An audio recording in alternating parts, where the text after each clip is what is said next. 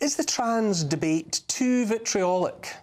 Those were the words of Sir Chris Whitty, Chief Medical Officer, following the release of the bombshell Cass review. To discuss all of this, I'm joined now by author and co-founder of Thoughtful Therapists, James Esses. Good evening, James. Thanks for making time for us. Hi there, Neil. James, there's no other way to describe it, is it? Bombshell. It's damning stuff that's been brought to the fore by paediatrician Dr. Hilary Cass. How did we get here? Yes, it was a bombshell report, although it didn't really tell us anything we didn't already know ourselves, if we're going to be completely honest. You know, we already knew that children who felt that they were born in the wrong body were suffering from a mental health condition. You know, we already knew that artificially blocking a child's puberty might cause them harm in the long run. But nonetheless, I'm very happy to see it set out once and for all in black and white. I mean, we got here over many, many years of slow infiltration of this ideology into all of our societal institutions. I mean, the Cass review focused very much on NHS gender clinics, but that's without even considering the way in which, for example, Stonewall has infiltrated government departments. You know, ideologies infecting what children are being taught in schools, being taught that, you know, if they don't conform to traditional sex stereotypes, that they might actually be in the wrong body. Even the media choosing to sometimes promote or glorify medical transitioning. So this has come at us from all angles, and it's happened very slowly over the years, almost kind of beneath the radar. And it's only now that society as a whole is starting to wake up to the horrors that have been caused in the name of this ideology. It seems to me, James, that it's a bit late in the day for someone with the status of Chief Medical Officer to say that the treatment's got ahead of the evidence. You know, I mean, after all, you'd think that we pay what we pay for the National Health Service on the understanding that it will be evidence-based treatment that people get, children, perhaps more importantly than for anyone else.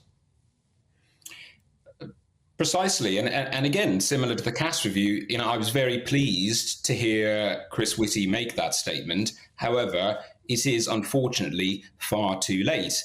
Many, many children have already been harmed in the process, and the NHS should never have been offering quote-unquote treatment. I mean, I'm not sure I can even call it treatment, actually. I'm going to call it experimentation.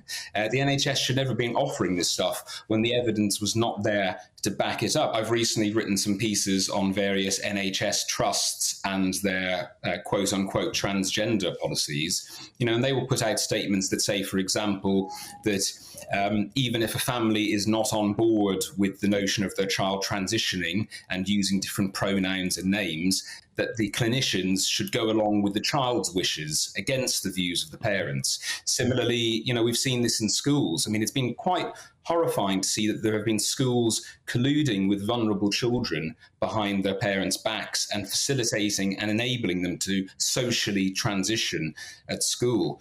I mean, it's an absolute disgrace.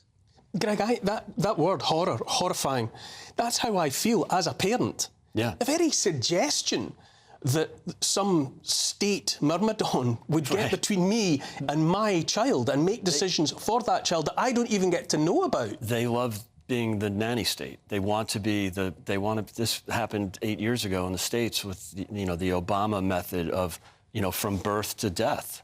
That, you know, we will look after you. We, the great state of experts, will look after you. It's absolutely insane. And I'm so glad to see the pushback at a national level in the UK before the US. It's driving the progressives in the US are going crazy right now because they always look to Europe as the ultimate, you know, social welfare state. And now they're disappointed that Europe, or the UK specifically, is leading the charge on this. So good for the UK, good for Dr. Cass.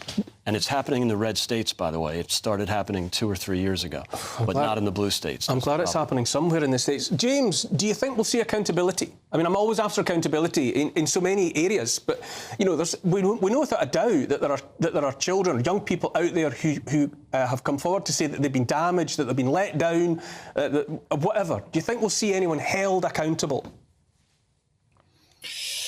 I certainly hope so, but I'm not convinced. I mean, we really need to get to grips with figuring out exactly how we as a society and how the government allowed this ideology to infiltrate the institutions that it did. And, I don't think the Cass review is enough in that respect. Increasingly there are calls for something like a national public inquiry.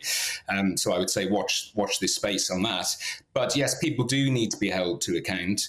And, I've said it before and I'll say it again, that those clinicians who have caused irreversible damage to these children in the name of an ideology, I believe that they should be struck off the medical register. And more than that, I believe that they should be charged and ideally imprisoned, because this is nothing more than child abuse. A very straight answer to a straight question. Thanks very much, James Esses. Thank you for joining me this evening. In response to the Cass review, an NHS spokesperson said, and I quote, "The NHS has made significant progress towards establishing a fundamentally different gender service for children and young people in line with earlier advice by Dr Cass and following extensive public consultation and engagement by stopping the routine use of puberty-suppressing hormones and opening the first of up to 8 new regional centres delivering a different model of care. We will set out a full implementation plan following careful consideration of this final report and its recommendations, and the NHS is also bringing forward its systemic review of adult gender services and has written to local NHS leaders to ask them to pause offering first appointments at adult gender clinics to young people below their 18th birthday."